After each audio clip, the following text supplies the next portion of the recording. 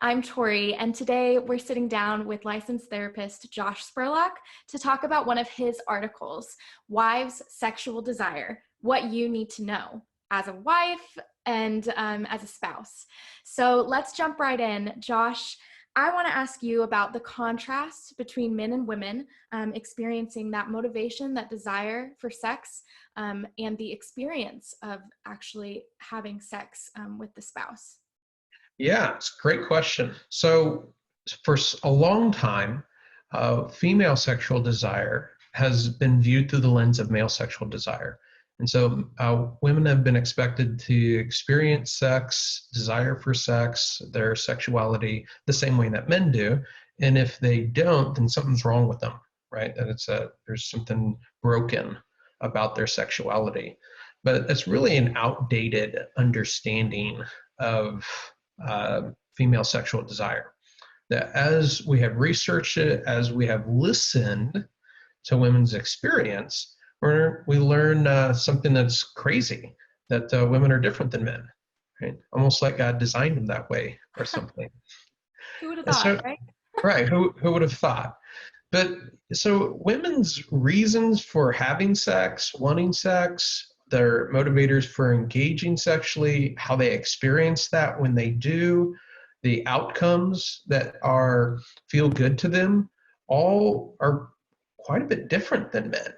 And that it's not as though that they can't experience sexual desire in a way that looks similar to a man.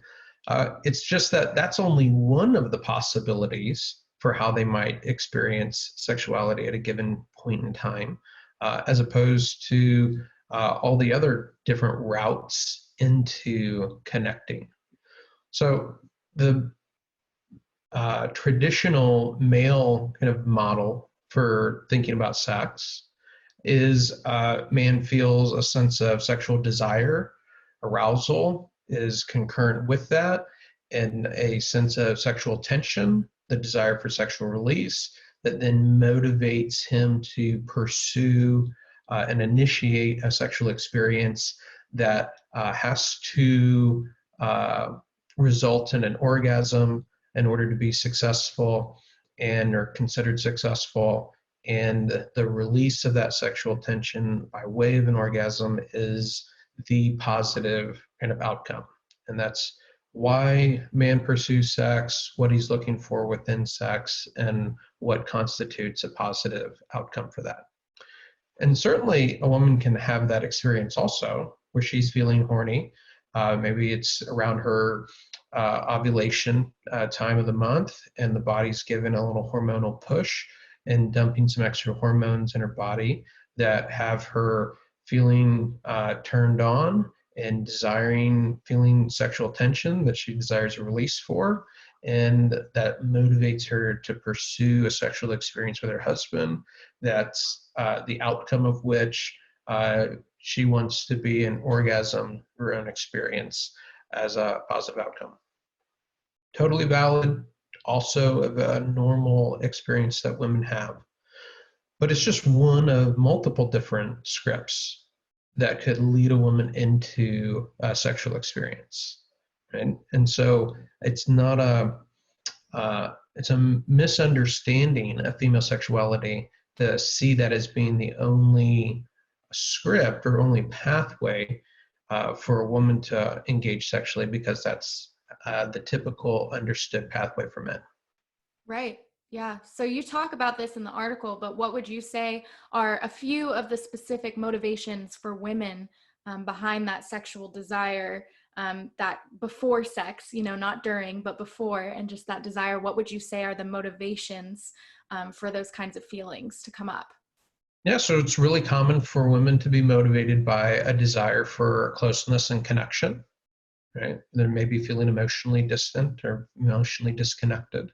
And so they're motivated to pursue and engage sexually in order to feel an emotional closeness and connection. It'd be really normal for women to have a desire for just nurturance, right? To be touched tenderly, to be engaged and feel the physical comfort and enjoyment, warmth, oxytocin release of their husband's body up against them and next to them and close to them, and to feel that caress, that touch, that tenderness, that's something that they're feeling a longing for, a desire for, and want to initiate connecting sexually, more out of an interest in experiencing that together. Sometimes it can be more relational in nature, right? That feeling maybe a distance from their spouse and knowing that engaging sexually will kind of draw them in to a positive interaction with them. And so there can be a initiating of a sexual experience for relational motivators in order to have a positive experience with their spouse.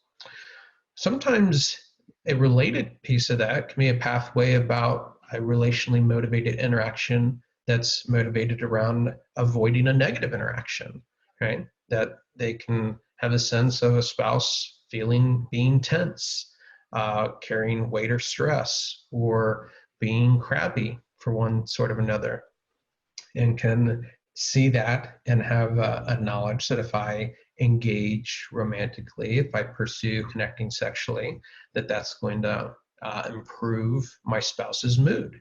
And so I'm not necessarily feeling a desire, say, biologically to pursue, but there's relational motivator that kind of motivates me to pursue connecting.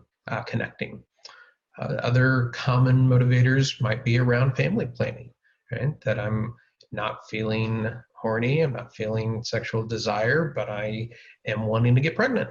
And so I'm pursuing, engaging, connecting for that purpose. So there's a lot of different inroads into connecting sexually for women that are normal, common, and perfectly legitimate reasons for a woman to want to either be receptive to or initiate a sexual experience. Right. So you talk about in the article spontaneity, and we can see that oftentimes in men and their sexual desire being somewhat spontaneous. Is that even possible for women, who desire that emotional connection? Is it possible to have this spontaneous desire to have sex? Totally, absolutely. And so women certainly have the experience of out of the blue feeling the desire to connect with their spouse and connect sexually, and feel an interest that feels spontaneous to pursue that. And sometimes that actually happens at a time that they can connect, and sometimes it doesn't. And that a really common experience for women is to have a thought of their husband in the course of the day and feel kind of excited about that and fire off a flirtatious kind of text or some sort of engagement, and which maybe by the end of the day, when they're tired and everything else has happened, that feeling has come and gone, and they're no longer necessarily interested or motivated to connect, and that time has passed. Now, a lot of women report having that experience as part of their life. At other times, there can be environmental cues that do spur that. Maybe they see on Facebook another couple that they're friends with having a fun experience together, a connection, which gets them thinking about their own relationship and spouse and generates a desire for closeness and connection and intimacy in the relationship. So there's an environmental cue of some sort that kind of spurs thinking about their spouse and then thinking sexually about their spouse that creates a sense of desire for connection. Awesome. And so we've talked through, the before, the desire of wanting to have sex. So let's talk a little bit about during and the experience of having sex. Sexual dysfunction in women is not uncommon. We know this. Can you kind of expand a little bit about what that looks like in women? Yeah, totally. So when we think about sexual difficulties, sexual dysfunction, there's some broad categories that sex therapists use to think about the kind of difficulty that we're having. There's what we think of as desire disorders. those components of mismatch of desire level, or that creates relational conflict for the couple that generally precedes sexual experience. When we think about arousal disorders, and arousal disorders when I'm engaging sexually with my spouse, but my body doesn't want to get with the program for one reason or another. And either I'm not physiologically arousing, there's not lubrication, there's not a shift in my body to where more direct erotic stimulation or touch feels good. It just always feels maybe intrusive or benign, but it's not kind of building in my body in a way that is leading towards orgasm or sexual release, which would be another kind of component of arousal disorders, kind of the release piece of, do I experience arousal and I feel turned on when we connect, but that never builds to the point of crossing that threshold of orgasm. And so it builds and builds and then just kind of hangs, and then it resolves kind of slowly when we're done connecting, but there's not that moment of release from orgasm. So those would be arousal disorders or difficulties. Then there's a whole other category called pain disorders, where we experience a physical sensation of pain of some sort in the course of connecting, either externally or internally when we try to connect. And those disorders are very much disruptive to a sexual relationship. Right? That if it's painful when we connect, that's not fun and doesn't feel good and gets in the way of enjoying the experience. And so that's another category of difficulties that we want to troubleshoot and figure out how to address. So it's not painful, it's fun, it's playful, it's connective, feels good for both. And we want to, be honest with our spouse about where we're at, as women, if there is sexual dysfunction, it's important to be honest with each other, because ultimately we want you to enjoy your sex life with your spouse. And more importantly, the Lord designed it to be enjoyable. Absolutely. So we Absolutely. want that. Can't address those things and work through those things if we're not talking about those things. And Absolutely. so sometimes fear and shame can cause us to not talk about those things, or sometimes just bad information. Right? Sometimes we get the information or message that pain during sex is normal, Mm. that and that it's just something to be expected as a part of the sexual experience. And that's just not the case. That's not to say that you will never experience, as particularly in early sexual experiences, some discomfort, but pain should not be a normative part of our sexual experience. If it is, something's not right, something's off. And by talking about that and reaching out for help, that can be understood and fixed before it really shipwrecks our sex life. Because eventually, if we keep playing through the pain, that will shipwreck our sex life. So what would you say after reading this article? What is your hope that wives and spouses will take away from this?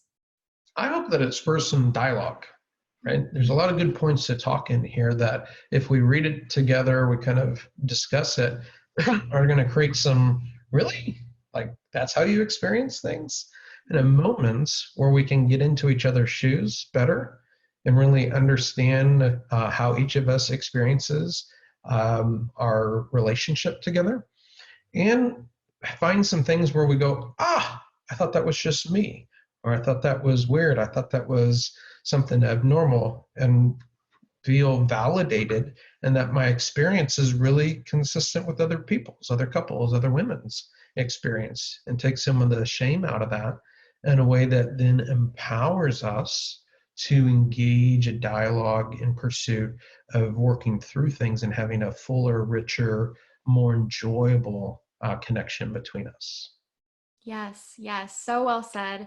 I love that. Thank you so much, Josh, for being intentional about writing this article and talking through it with me today. If you would like to read the article, we invite you to do that, and just have an open conversation with your spouse about where you're at.